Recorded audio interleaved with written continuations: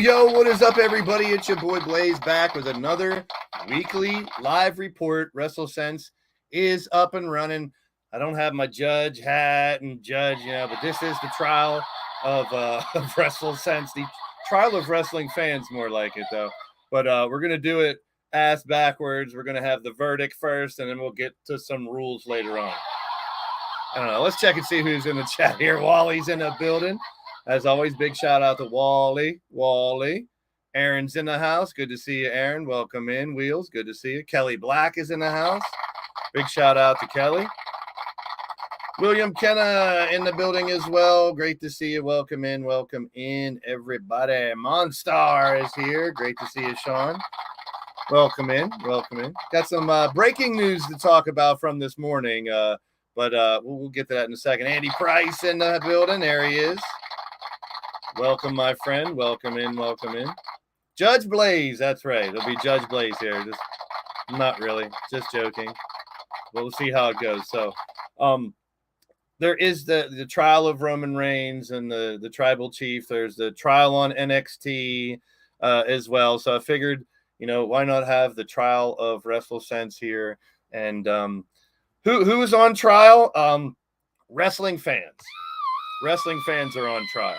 And I'll let you know right now, early in the show, as we're just getting started, as we get right down. Yes, here comes the judge and the jury and the executioner.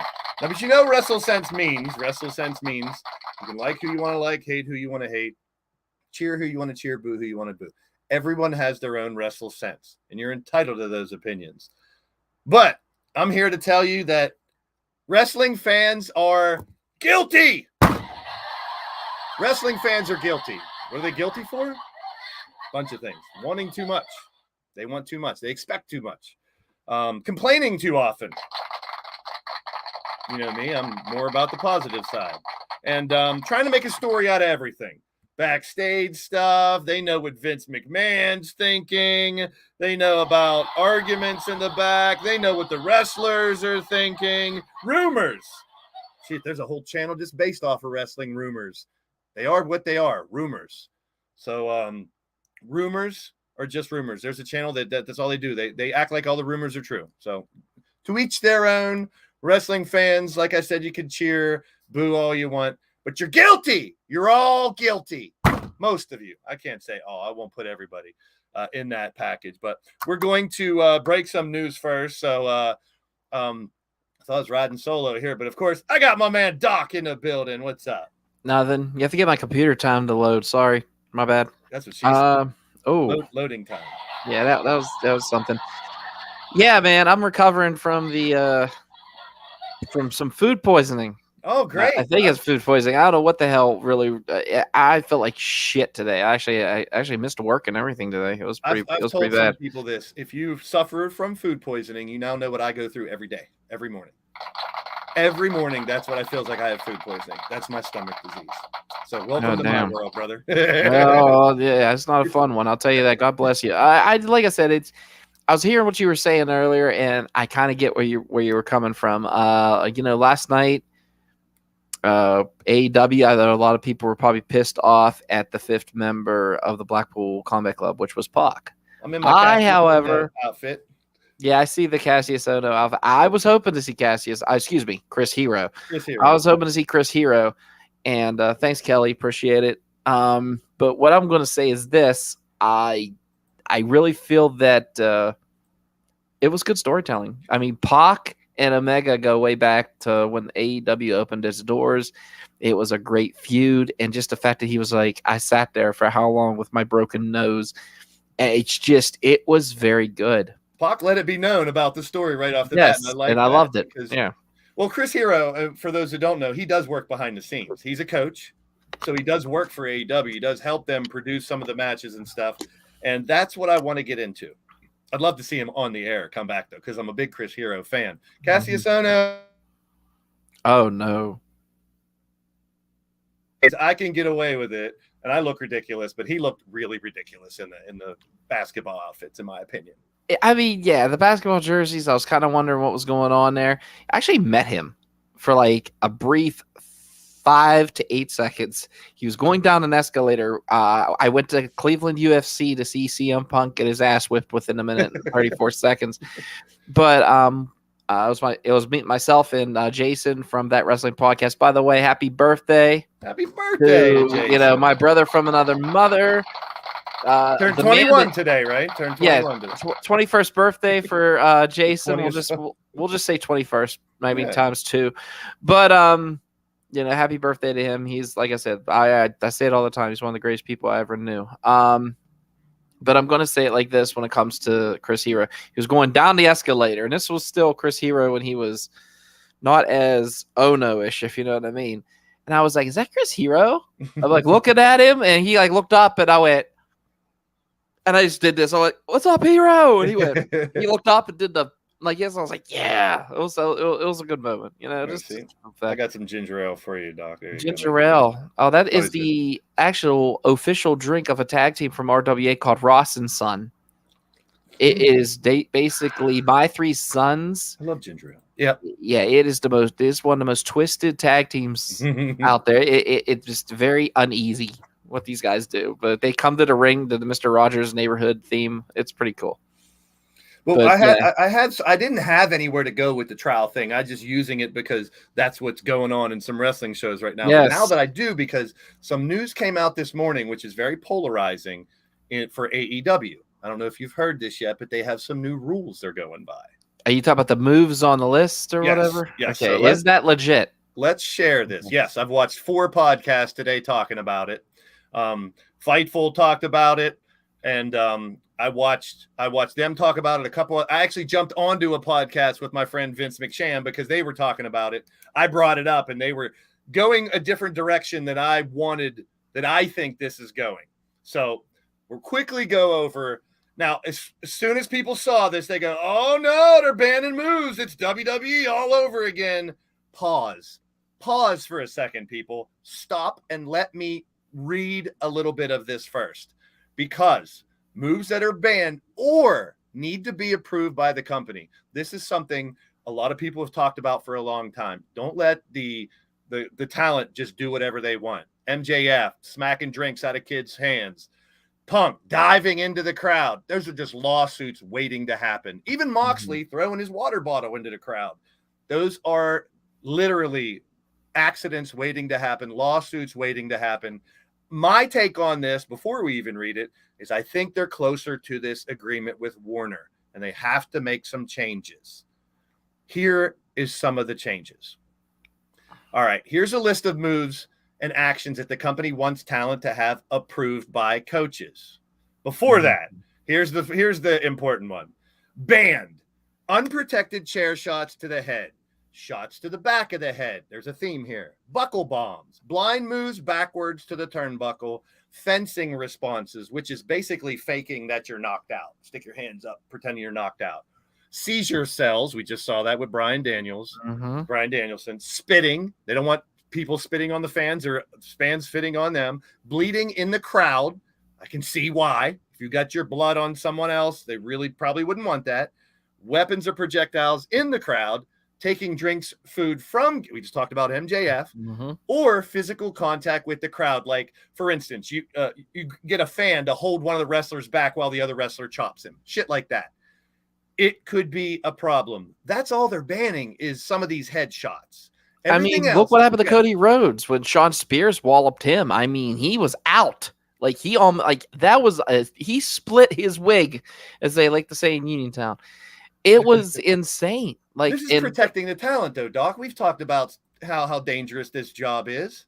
Yeah, and I mean, it's not, I know Vince McSham over there, he's listening to us. He is actually just joking around right now. I get it. But the simple fact is there's no death. There's no hello. This is not a shade of Vince McMahon. This is literally a talent safety at this point, and also audience safety. Yeah. The spitting after the loogie that I saw hit Dax Harwood in the stomach. It just laid there like a shoestring from oh my God, why did I just forget his name? Oh, I'm sorry, Jay White.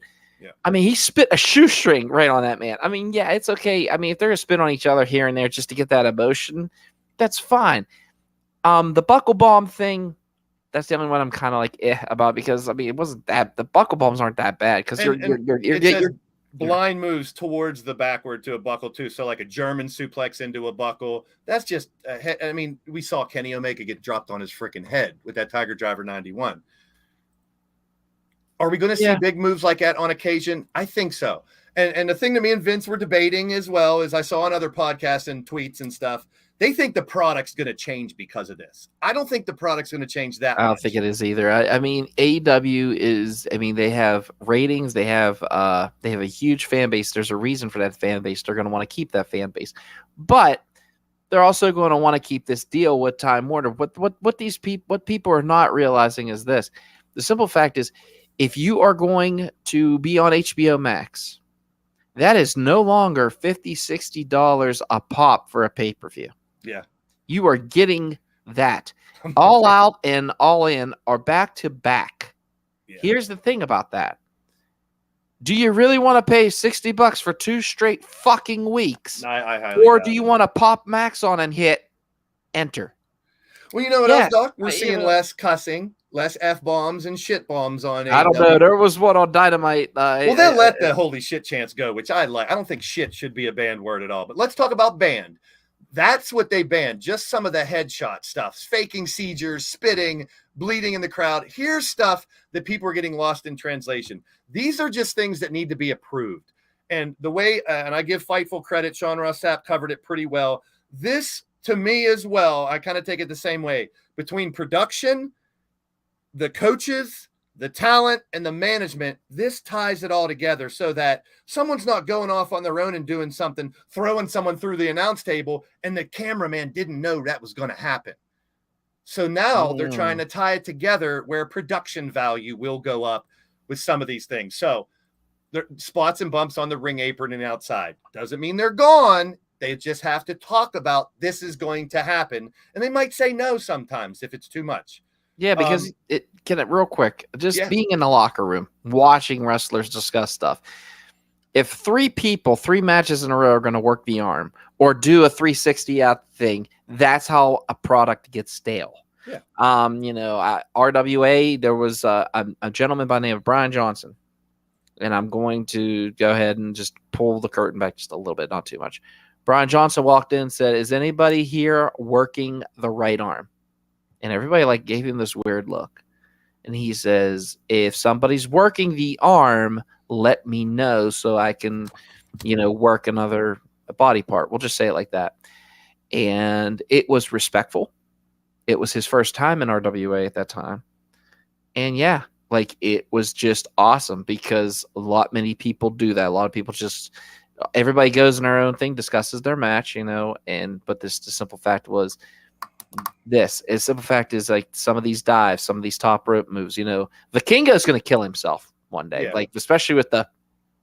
I don't think that's going to go away. It's just he's going to, for instance, hey, I'm doing this. Say in the main event, there's going to be a nasty pile driver to end the match. Do you want 3 or 4 pile drivers where people kick out earlier in the show? No, you want that to build up to that one. So I think this just helped communication as a whole for them. But just to run through some of these elevated spots outside the barricades, dives and ladder spots on the stage around the arena, pile driver tombstones, sit out drivers, hurricane rana, poison ranas, high risk maneuvers, 450s, 360s, double moonsaults, intentional bleeding, which I'm sure Moxley's people say, "Oh no, Moxley's not going to bleed." He's still going to bleed. He's just going to let them know he's bleeding. But the thing is, Moxley at this point can either sneeze or fart like Ric Flair, and he's gonna bust open at this point. And as another thing, I did talk a little bit with Vince about, and we've wanted things like this, and we've wanted AEW to have. We want better products all around in wrestling. I think we all do, and we wanted more a hierarchy below him, helping him book. And now we know Bryan Danielson and Moxley and the Punks, in other words, have input where they're helping book. They're not just on the fly diving into the crowd or spitting or knocking a drink out. But do you really think they're going to take away weapons completely? No, not in AEW. They're not. No. But if someone's going to win the match with a hammer, heaven forbid, in match number 2, someone goes under the ring and brings out a hammer. I get it. I get where they're going with this. I'm not looking too much into it. Throwing weapons or chairs. So wait, thumbtacks, skewers, barbed wire. The skewers thing I get because I've seen some people not walk away from a fucking skewer. That's too much for me. Pac is able to do his 630 if he wants to. How about hanging? I don't like the hanging spots. When they hang someone over the outside of the ropes and stuff, we don't need that. We don't need it. It's unnecessary. Injury spots or angles where medical's not involved. That's goes back to faking being knocked out or faking a seizure like Danielson did. Any physicality or crowd brawling. Now, people are drawing your conclusion. Oh, there goes Stadium Stampede. No, it doesn't. These are just things that need to be approved. So what's the other one? What's the other one where they fight? Not Stadium Stampede. What's the other? Blood and Guts is next week. Do you really think they're going to have Blood and Guts without blood? Yeah, and then not just Blood and Guts. I'm talking about what's the other one they had? There's the Stadium Stampede. What's the one where they fight through the arena and there's people and Anarchy in the arena. Yes. Anarchy in Arena is still going to happen, folks. Yeah, Don't worry. Please take a breather. Physicality involving referees, managers, celebrities, special guests. I've heard stories about people going into their own and just beating the shit out of a referee. Yep. You can't do that. Yep. Unless it's planned. Do I feel like AEW's talent would do that to their referees? No. The referees in AEW, when it comes to Aubrey Edwards, when it comes to Ryse, those guys, they're respected. They're respected, like, just all around the board. So I don't really think they would do that. But the simple fact is, if you have a celebrity that's doing something, that's more WWE than anything, because you don't really you see AEW like rappers. Some of them rappers don't understand. Hey, if I punch this dude, he might not feel it in the ring, but you know what? You're not trained. You're gonna get walloped. I mean, if you look at there's a happy medium, Doc. I don't want overproduction. Like, I don't want a complete script for people's promos or here's every single move you do. But I don't want them doing shit on their own either and messing up the production value of a show. So I hate to use Paul White as an example in Big Show, but if you look at Floyd Mayweather and him, when Floyd Mayweather hit him, he broke his fucking nose. He really did. He said, "Hit me. It's cool." And Floyd's like, "Are you sure?" Like Floyd Mayweather was talking about. He's like, "Are you sure, big man?"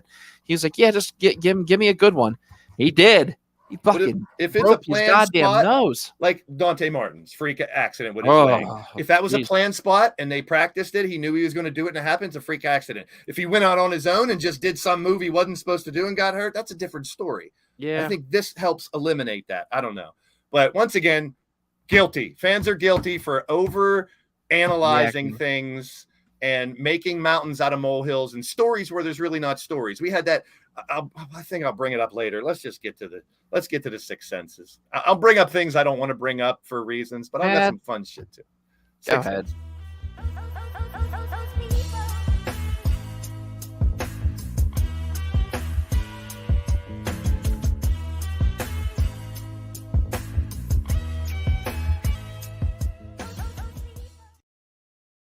So in the Six Senses today, we basically have 6 shows.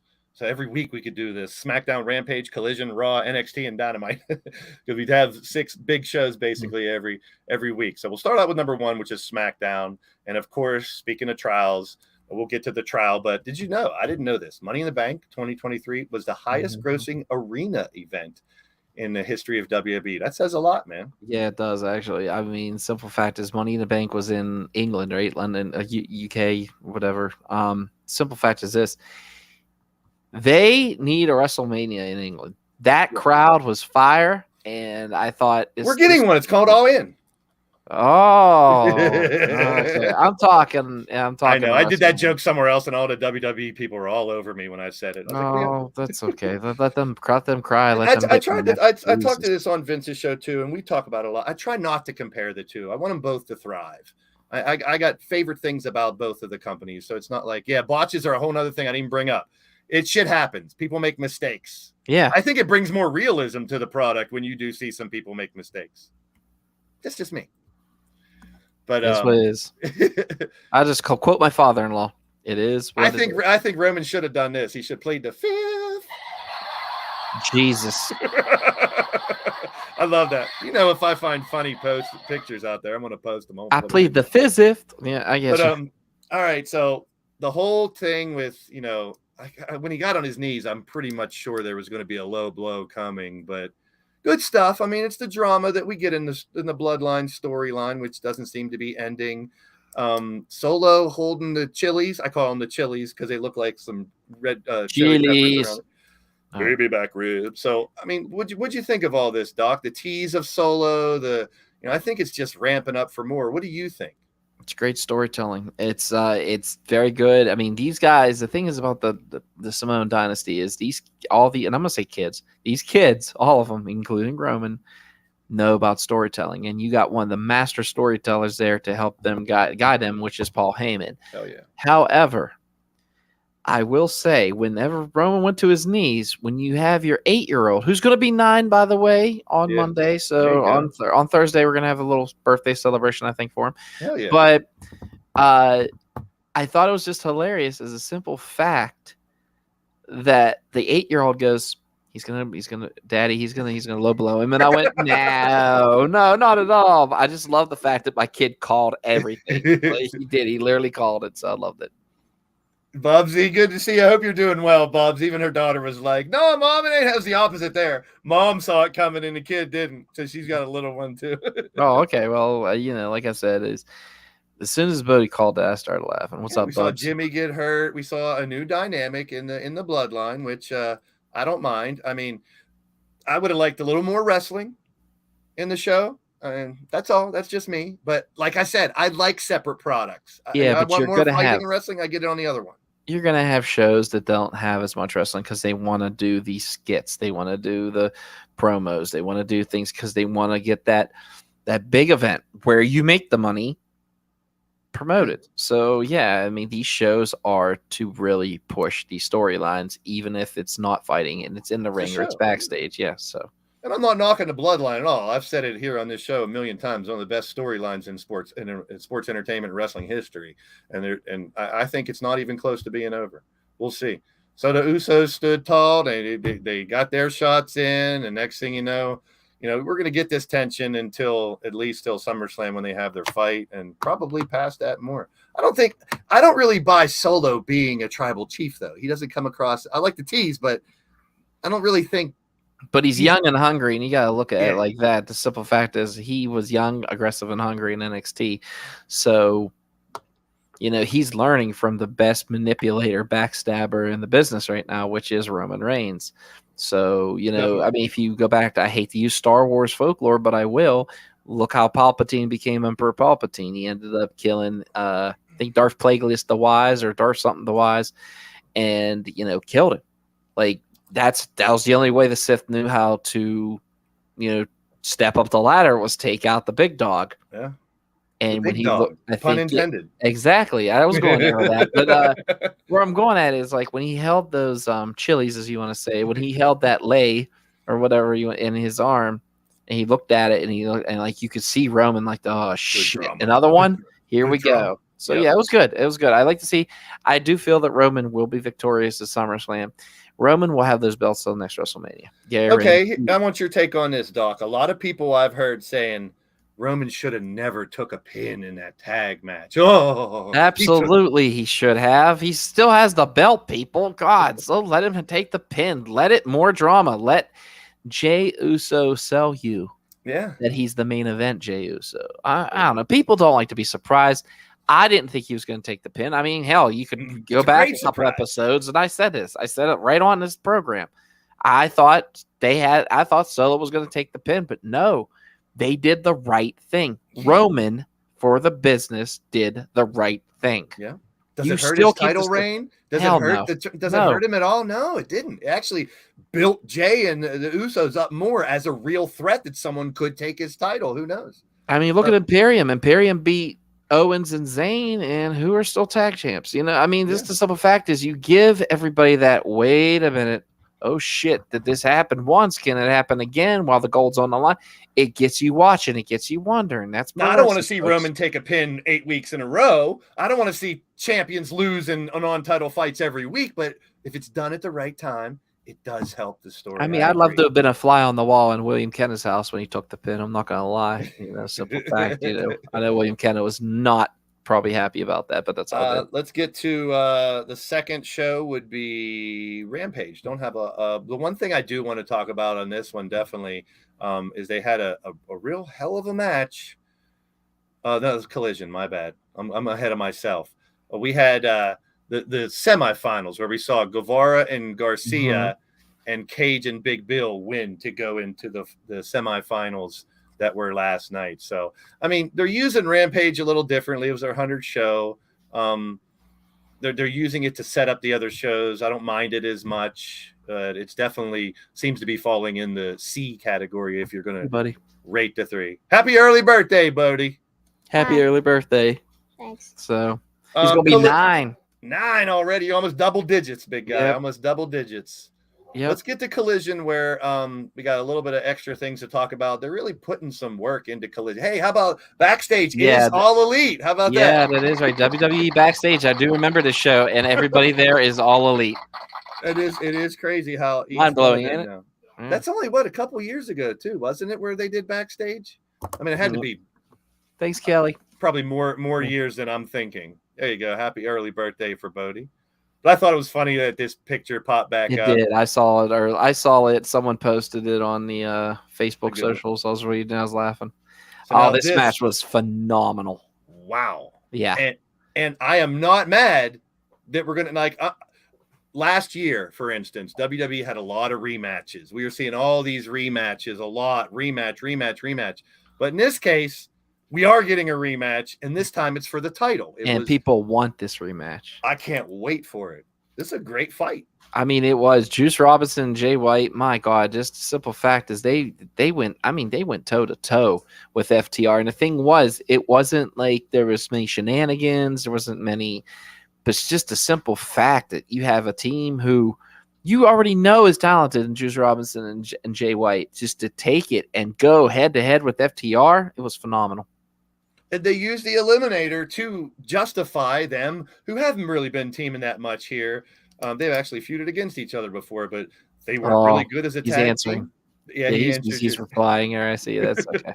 It's okay. And now they justify the tag title shot by beating them before. There was a great false finishes in that match and everything. So I can't wait for this Saturday to see them fight again. Yeah, just as long as Jay White doesn't spit one of those nasty like my wife was gagging. You saw that because like poor Dax had to roll around with that on him.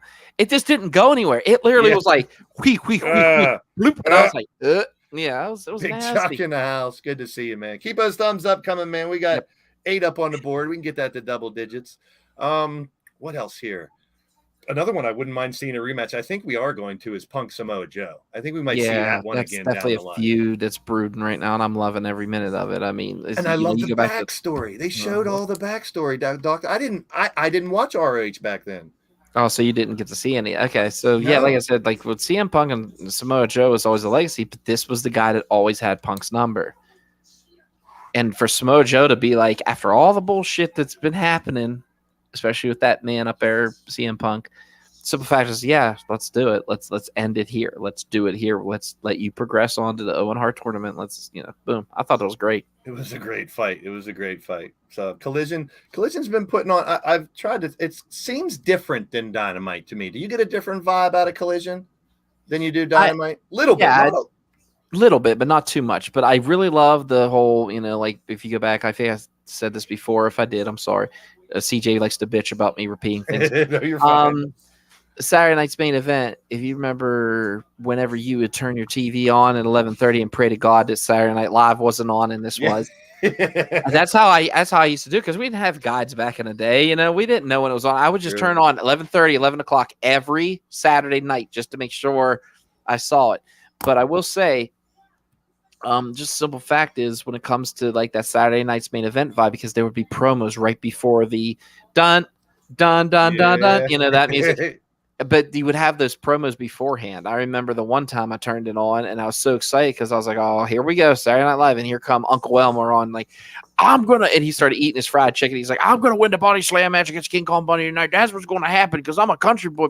And then here come King Kong Bundy, like, boy, we don't have to do 5. All I gotta do is slam you. It was just good. It was great way to bring matches and to get that eagerness started. You know what I mean? To get that, oh, this is gonna be awesome. Love so you I too, can't Jay. wait. My man Solo Season in the building. Thanks for checking us out. Still stuck at 8 likes. Come on, guys, help a man out. All right, so we had a good Collision, and this Saturday we're going to get 3 hours because they're going to do Collision and then Battle of the Belts right after. Yeah, I already pushed record. I always forget to push record. I always miss Battle of the Belts. Not this time. Yeah, and I think the first couple Battle of the Belts, because I wanted a Clash of the Champions feel, because I remember those. Now you want to talk about my memories of old days? Whenever I'd turn in and there was a Clash of Champions on for WCW, it's like getting a free pay-per-view. Oh, so awesome. So Yeah, I love those. So Battle of the Belts hasn't been as great. I mean, until we see like a big title change or something on one of those Battle of the Belts, that's maybe when it'll. That's what's going to get people talking. That's the thing they got to realize. I know a lot of people want to do the pay-per-view loss when. Let it happen. Let it happen on national TV a couple times. I mean, look at Mick Foley when he won the belt against The Rock. I mean, I love the simple fact that Shivani did what he did. I will always, Shivani, I love Shivani, but man, when he did that, that was low. That was a low blow. But the simple fact was everybody went, Mick Foley's getting a fucking belt on Raw? Click. It reminds me of, well, back in, once again, I was at WCW, Mark. Hands of Stone, Ronnie Garvin defeated Ric Flair at a house show for the world title. They recapped it the next week, but Hands of Stone knocked him out, and people were like, Ronnie Garvin's the new world champ, like out of nowhere. And it was same such thing a great with Bob surprise. Backlund and Diesel. And it made Diesel this, it just propelled Diesel into this huge face. It was amazing. People went nuts, and people were like, this is great. He also did. That was his second title run. Who lost the belt was The Rock. That was the second time Foley did it because he goes, "Hey guys, I did it again." I remember that. Yeah. So yeah, Vince. Great memories, yeah, Vince. It was the second memories. Great memories. I'm really digging Julia Hart too with her. I'm just digging Julia. The way she is taken into that dark. So I'll get all the WWE marks mad at me. Do you want 28 minutes of gold class wrestling or 28 minutes of teenage melodrama? How about we just enjoy the variety? It's a spice of life. Yes, I like them both. I enjoy them both. And that's what the response to this on social media, most people did put. How about just like them both? How about just enjoy them both? So I like to poke the bear sometimes. From the local point of view, yes, Vince Pillman Jr. is gone. I did read that too. Yeah, I did. Yeah, but he is still. They are. AEW said that they're still open to bringing him back or whatever he wants to do. This was his decision, believe it or not. They never really used him that much. No, they didn't. So why not go see what else is out there? What if he gets a big deal from WWE and it's like Cardona. Pull a Cardona and go. Yeah, exactly. Go for it. I noticed this, that picture right there that you have up. I noticed this with this weekend. We had 3 local shows battling it out on a Saturday. RWA, including one of them, Ryse, and IWC. There is not a damn thing wrong with any of those companies. Nothing. So wherever everybody went, they were entertained. We still pulled in 1 to 200. Ryse had a huge following because they had the Ryse Rumble, which they had some really, really good talent in that one. They said, my heart goes out to Tad Jarvis. One of his best friends stabbed him in the back. So, hopefully we can, hopefully he'll bounce back from that. But they'll be at the fair. They'll be at the fair in August. They'll be at the fair in August, but that is great publicity. Ryse is smart for doing that. Big shout out to Jace Mara, friend of the show. He got a big singles match. Yes, he does. He has a huge singles match, and I really hope he just wallops the shit out of who he's against. I'm not going to get into it because that person will try to jump on here, threaten me. It's a hell of a match for like one of his first big marquee singles matches. We're going to get him on the show to talk about just becoming a pro wrestler, like starting. Me and Jay Samara speak the same language when it comes to horror movies, heavy metal. So you could say backstage we kicked it off really good. We're good. He asked me months back, like last year, if he could come on the show, and I was waiting for the right time, so we'll get him on here sooner than later. He's gotten a lot bigger than I knew him when he was a little kid. Yeah, he's putting on the right amount of weight, man. Mm-hmm. Monday Night Raw. So here's the part that I don't really think is this isn't news, people. This is what I was bitching about at the beginning. if they had an argument in the backstage, so what? They're grown adults. People were making such a big deal about this. This is one of my "you're guilty" fans. I didn't even know about this. What there was? Yeah, it was all over social media. The Judgment Day and others. They had it wasn't a fight. It was, but people thought it was because people blew it out of proportion. Apparently, there was some kind of disagreement backstage. Someone got wind of it, and it was all over social media that there was a fight backstage. Oh my God! If I had $1 for every time I saw someone argue backstage at a wrestling event, guess what? I wouldn't have to commentate. That's what I said. The fans are guilty of wanting too much, complaining too often, and trying to make a story out of just about anything. They know everybody knows what Vince McMahon's thinking and what he does. Everyone knows all the rumors and everything. I mean, I'm sorry I even brought that up, but it was the news from Monday. Into Tuesday, we're kind of bleeding into Tuesday. This Judgment Day thing on NXT, and they kind of stood tall at the end. But I like the integration of stars into NXT. But here's my question, Doc. Is the dissension within Judgment Day too much like the dissension in the Bloodline? See, I don't see that happen. I honest to God don't think you're going to see another argument. I don't feel like there's going to be another argument. Rhea, they showed it this week. Rhea is definitely the leader of this. And the reason I say that is she put all of them in check, and it was beautiful. See, I heard a lot of the different. There was 2 really good matches on NXT, and the rest was kind of. I haven't got to really check out NXT this week. That's Monstar's thing. He loves that. He reports on NXT and stuff. This week wasn't as good as last week, in my opinion. But there was, one match that I really did enjoy from start to finish, and it was a surprise to me at the end. And NXT on Tuesday night gave us a dream match, in my opinion. Braun Dragunov put on a fucking show, dude. Yes, he did. I heard. I saw highlights. I didn't get to see all of it though. I have it still on my DVR. Did you see the spear from off the top rope? The spear that Braun gave him. No. Ilya came off the top rope, and it was one of the most crazy spears I've ever seen. Braun's spear could be one of the best ones in wrestling right now. It could be, but this match, and to see Dragunov go over, it's like, is Braun putting people over because he's getting ready to go up? I think he is. Yeah. That's why else would he need another title run, But I'll take these 2 fighting any night of the week, bro. I'll take him and Gunther again, though. Oh, that too. I think we will get that eventually. But that was the gem of NXT, in my opinion, just to see. And now we're going to get Carmelo and Dragunov next week. They're doing their Great American Bash. Shit his pants in that picture, poor guy. But then again, if you hit a spear, you probably get to do shit yourself. So I've been doing that all day, folks. Guess what? There's going to be toilet humor. Yes. He's recovering from food poisoning for those who are joining us late. But yeah, it was like I said, I'm excited for Dragunov. I feel that he deserves this. Carmelo Hayes, however, I feel will keep the NXT championship for a little bit longer. He is ready for WWE. I think both these guys are ready for WWE, like to go to the big stage. However, not just yet. Let Carmelo get a good title run. He deserves it. Yeah. So. I mean, I take NXT for what it is. It's still testing ground for a lot of people, and they do a lot of the backstage stuff to see how people are. But I do like that interjection of like Carrillo and Garza, who are down there now, and they're Apollo went down. So many Finn went down. I like seeing that integration. It's kind of like they're trying to make NXT a third brand again, maybe. I definitely see that happening, and I dig it. I really do. I love the fact that Judgment Day. But what really caught my eye about this episode that I also saw a highlight for, and I want to thank William Kenna for pointing it out. For the Baron Corbin thing. The Baron Corbin thing was very interesting, though. No gimmicks. He went driving. I think it was into the woods, and there's somebody under a robe waiting for him.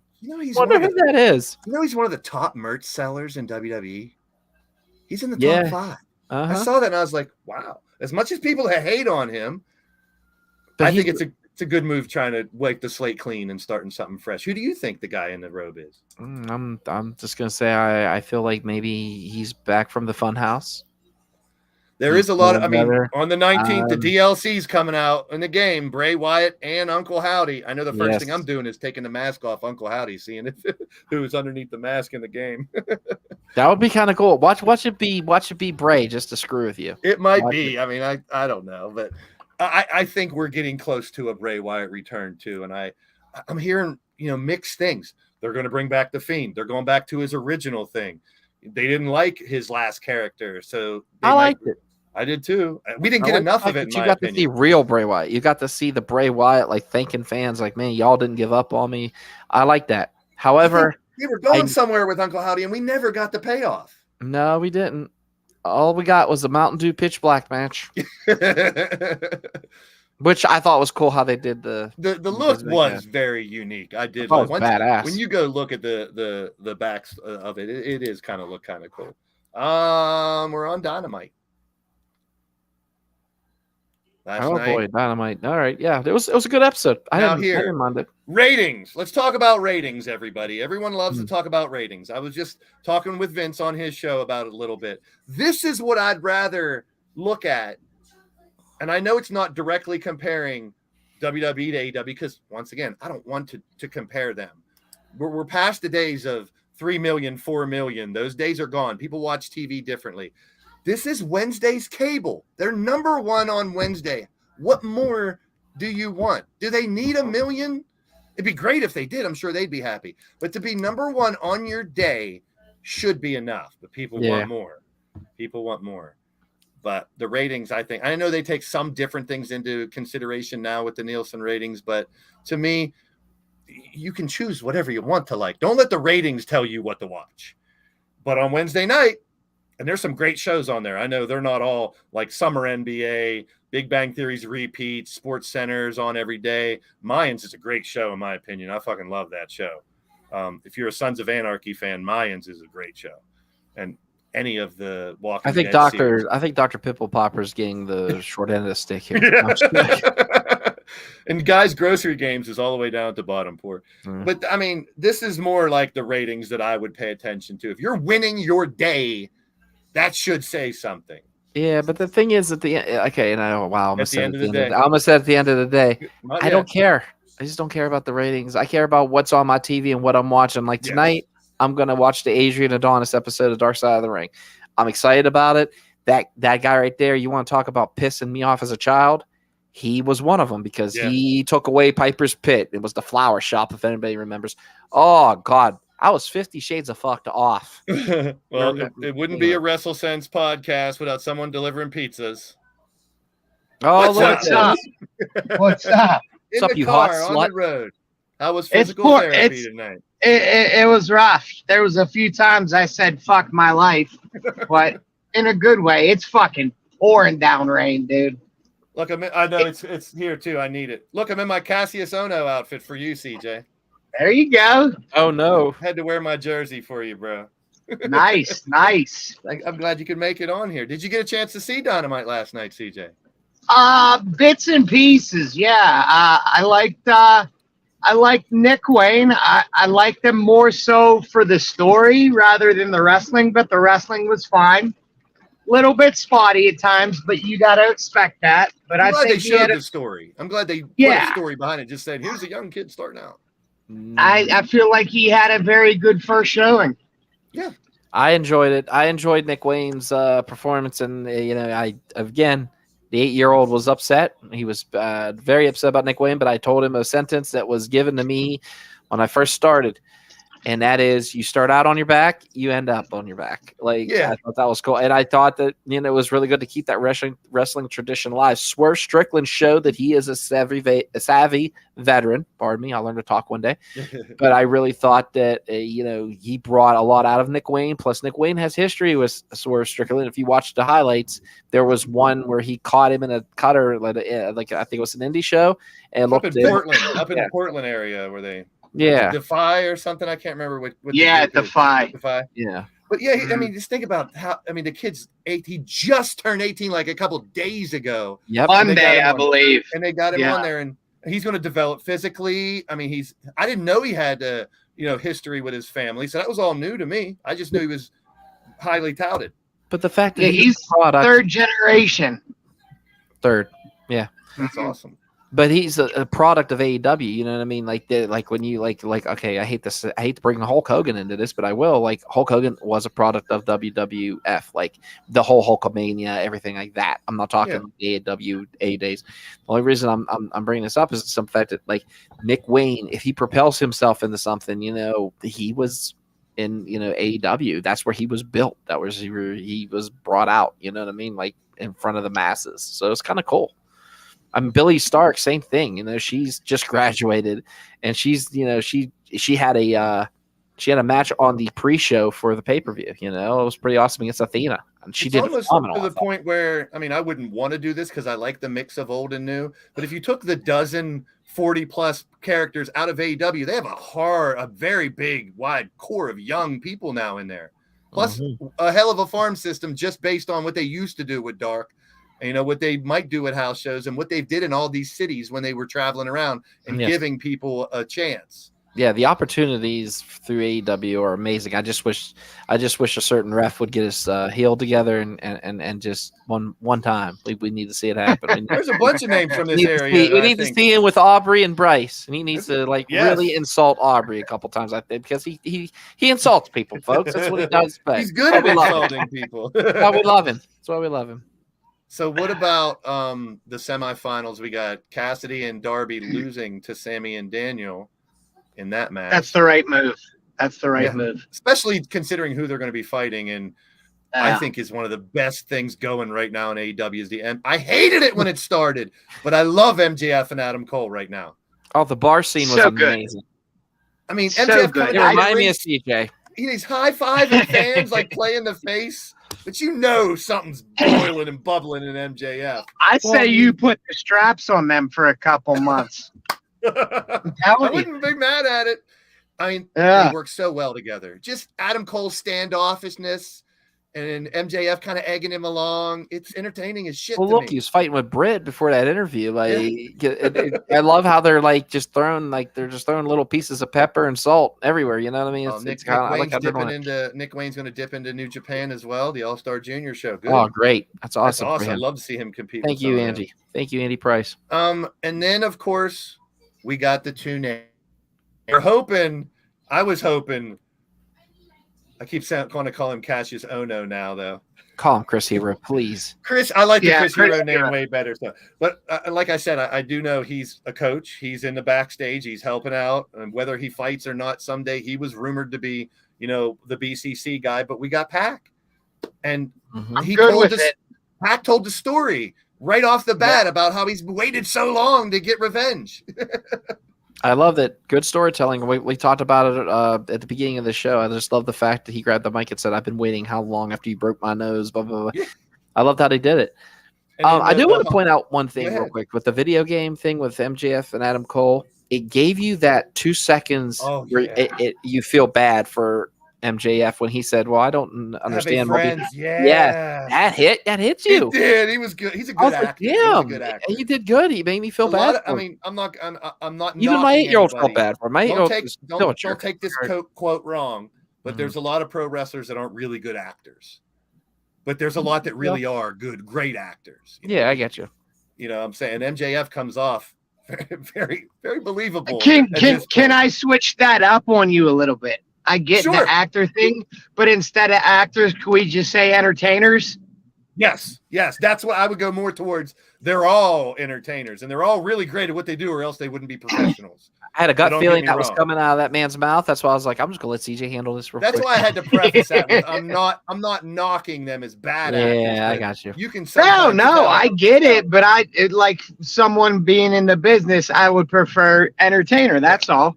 But some of them it takes a little more time to get promos better, acting with other wrestlers outside of the ring. Sometimes some performers take a little longer to go, and it's understandable. But some of them are like naturals. And I think MJF and even Adam Cole is showing his diversity playing along with that. And I mean, can I just say that Don Callis is playing probably one of the best heel performers. Oh, yes. Entertainment of my life. I just love the simple fact.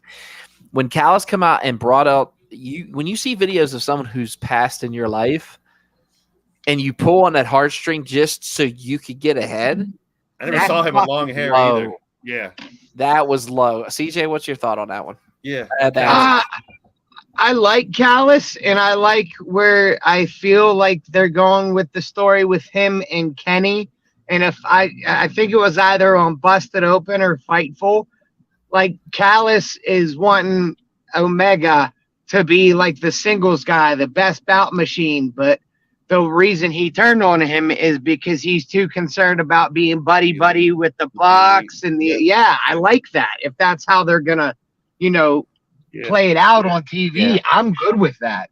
And Jericho and Callis have history, and I like how Jericho didn't just say, "Okay, I'll join you." He's kind of playing the "I don't know" card, and now you got Hager talking to Jericho about, "Are you really going to leave us for that schmuck and stuff?" Gave him his hat. He really likes that hat. I like that hat too. I think the JAS is done. I feel like it should be done. Yeah, let it die in the water.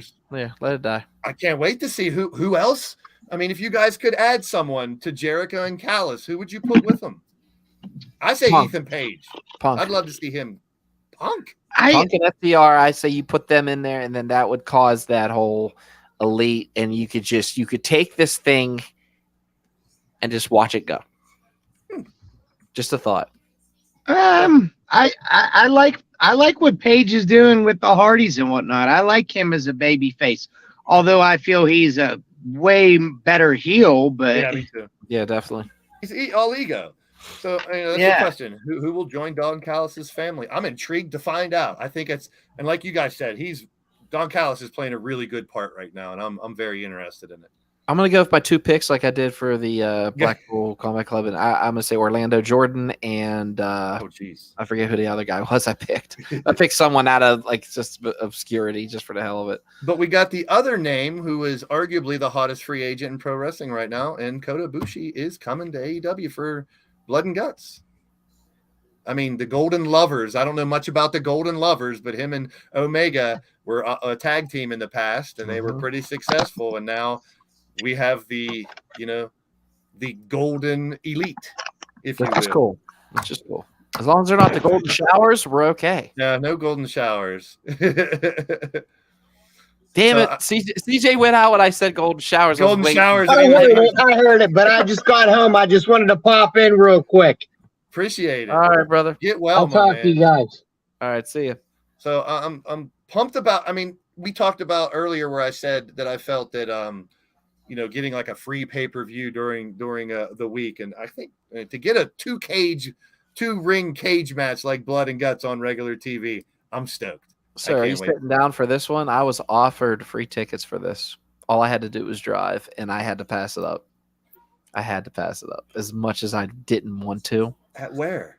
A friend of mine from hockey was going to buy me and Bodie tickets for Bodie's birthday and say, hey, all you got to do is drive to Boston. And I'm like, oh, it's in Boston. Yeah. I don't know about me in New York traffic. I don't have the time. I don't even know. I might end up being like Jack Nicholson, pull out a bat and start smashing someone's car. I don't even know if there's a way around it.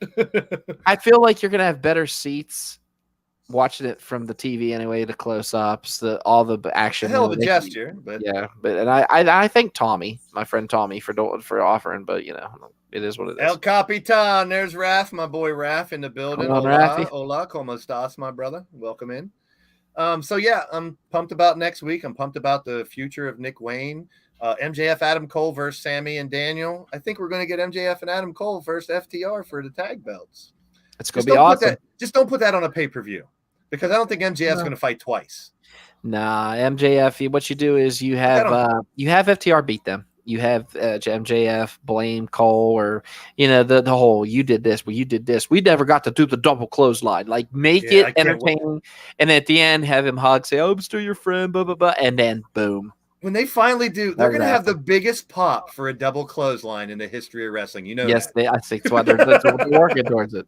That's a great tease. Speaking of that, I have my bonus here tonight, which is the unwritten rules of pro wrestling. But before we get to that, eat balls. Don't forget to eat balls. I have nothing Shout out for to the that. girl Sasha there. Jesus Christ. I saw that picture. I was like, how can I not? Even though it has nothing to do with this show, How can I not put that up there? It is epic as fuck. I will give you that. Eat balls is great, and Eat especially balls. She can eat my balls any day of the week. Oh, she can eat the whole thing. Okay. Wow. So we're gonna get to the unwritten rules of pro wrestling. I did break these on Vince's show earlier because I was trying to hype up our show, but I saw these posts. Remember the greatest wrestling rivalry brackets? Mm-hmm. Same guy I found on Facebook had the unwritten rules of pro wrestling. Get ready, folks. Rule number 1. Referees can never hear illegal chair shots. Point taken. They never hear them. CJ should have been here for that one, so I could ask him if he ever hears illegal chair shot. That's a good one. Unwritten rule number 2. If you're in a street fight, bring your jeans. You have to wear jeans if you're in a street fight. That's an unwritten rule of wrestling right there. Or camo. I guess camo works too. But if you're in a street fight, please wear jeans. Number 3. After John Cena hits you with 2 shoulder blocks, you must swing at him so Cena can duck and hit you with that weird looking power bomb he does, which really isn't a power bomb. It's more like I don't want to say Blue Thunder. Yeah, Blue Thunder. Yeah, Blue Thunder. Falcon right. Arrow. The next unwritten rule: if a commentator screams that the match is over, then the match is over. Is that true, Doc? Do you have that? Okay. So, if a match is going back and forth, there's 1, 2, 1, 2, and someone hits it with the finisher. 1, 2, it has to be over here. 1, 2. Oh my God! And it just, it gets everybody fired up, man. That's awesome. That's what we do. Yes, that's my only job. That and getting water dumped on me. Thanks, Paul Atlas again. Appreciate you. Unwritten rules of wrestling. Next one is if you accept the beer from Austin, you will get stunned. Well, you'll get stunned anyway if you don't accept it. Basically, you'll get stunned because you're in the ring with Steve Austin. Perfect. Yeah. Poor Pat McAfee. Yeah. I'm sure he loved every second of it, too. Yeah, he did. Unwritten rules of wrestling continue here. We got a couple more fun ones here.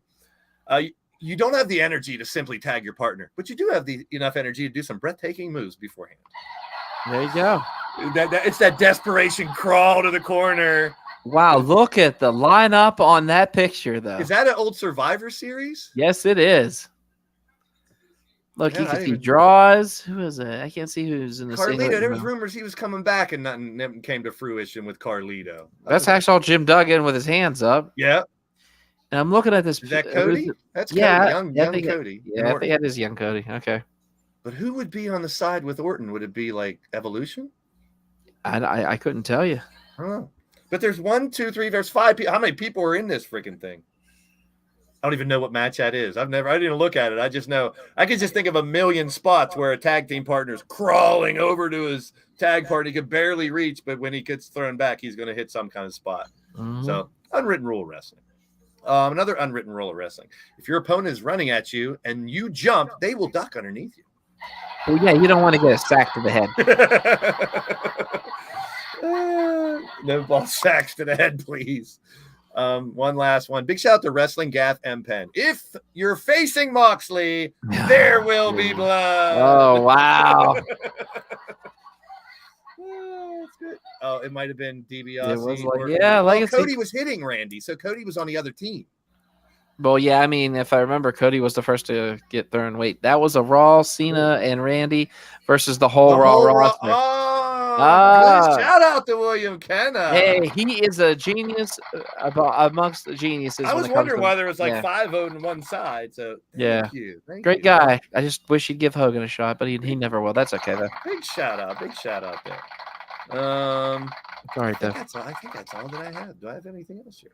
That's it. Did you know Moxley autographs the water bottles he throws in the crowd? I didn't know. No, that's cool. Can he still do that? That's the question. No, that's what I mean. These things are worth like a ton more now because he's not allowed to throw water bottles. I bet you he'll do it, but I bet you he just tosses it. He'll probably toss it to a kid or something. Or he'll just toss it like right towards the people. He's not going to win. I'm ready to go to eBay and look for John Moxley autographed water bottle. I am not. I wouldn't want to buy one, but I want to see how much they're going for. Yeah, there you go. And if I had one, that's the first place I'm going with it. I'm going to eBay and selling that son of a bitch. So that's it. We had the unwritten rules were last. We did the verdict first, which is that most wrestling fans are guilty of a lot of stuff. But I love y'all. I love all wrestling fans, whether we agree or disagree, doesn't matter. Whether you like one company or the other, or whatever, it doesn't matter. I like friendly debate, not argument. There you go. And with that, we have the end of the day. You can say it now.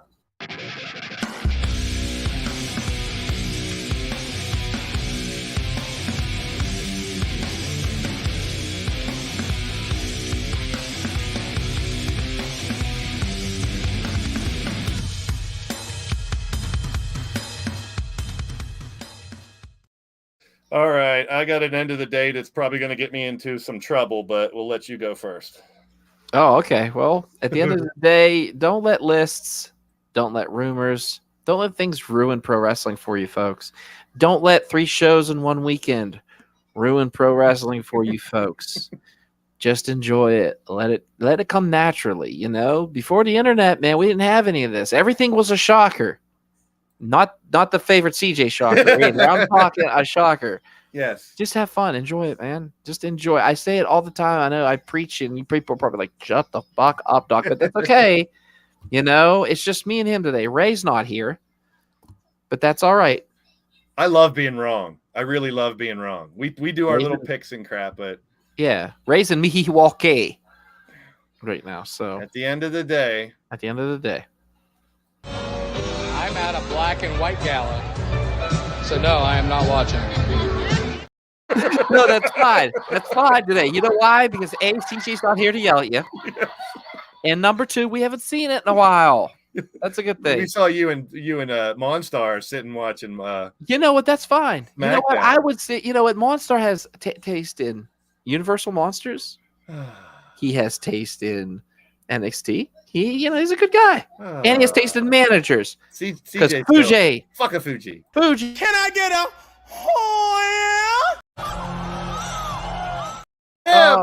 Now you're just playing them all. You were good with just the Ray bit, but no, we had to play them all. We had to get over. DH is on a trip to Milwaukee for the 250th anniversary of Harley Davidson or something like that. 1,000. Oh, Kelly, you should message him. You guys should meet up. That'd be great. Wherever the big Harley Davidson convention is, Kelly, that's where they're at. Yeah. So safe travels to my man Ray and his whole group, because I know they don't travel alone. And William Kenna gave me an end of the day. Look at his real quick. That's at the end of the day. Fuck Hulk. Oh man. Why do I hear that in Iron Sheik's voice? Fuck the Hulk Hogan. Yeah, I know. You son of a bitch. All right, I'm done. Peace and positive vibes, everybody, man. This has been a fun show. CJ, get better. Ray, have a safe trip, and we'll see you next week. Yeah, we will. I'll be live in a little bit for a little LTD, so stay tuned. I'm out. Peace. So yeah, I guess this is where we spout off like all the ignorant, dirty stuff. But hey, that's I feel like all I should say "oi cunts" or something. Yeah, right. But that's okay because we're here. We appreciate you fans for everything you do. You have a sense of humor, thank God. Some people don't have a sense of humor. You have to here. You know who doesn't have a sense of humor? Grizzly Bear. Don't be afraid to laugh at yourself. I guess. Well, yeah, that too. But grizzly bears or giraffes laugh at themselves. Look at that neck. Oh boy! Could you imagine one of them burying their face? Never mind. But what I'm going to say is this: grizzly bears. Yeah, we don't want to fuck with grizzly bears. Happy early birthday to Bodie, big man. Yeah, happy birthday to Bodie. Happy birthday to Jason from That Wrestling Podcast. One more time. Jason. Yes. Big shout out to everybody joining the show. Leave us comments if you have. We'll see ya next week. It's been a blast. Peace. Awesome. Keep the comments coming. Lady Devil, Big Shot. At the end of the day, the G1 starts tomorrow. There you go. I'll have to look that up. You guys are amazing, each and every one of you. We love you. Where's the ketchup bottle? I know it's over when the ketchup bottle comes up. Hey, ketchup's fucking delicious. So don't go there. It's being Mr. Kool-Aid. All right. Yeah. Aaron West, it is so freaking good. Butter on a Pop-Tart. Hell yeah. You know what else is good on a Pop-Tart? That. No, I'm joking. It's ketchup. We love you guys.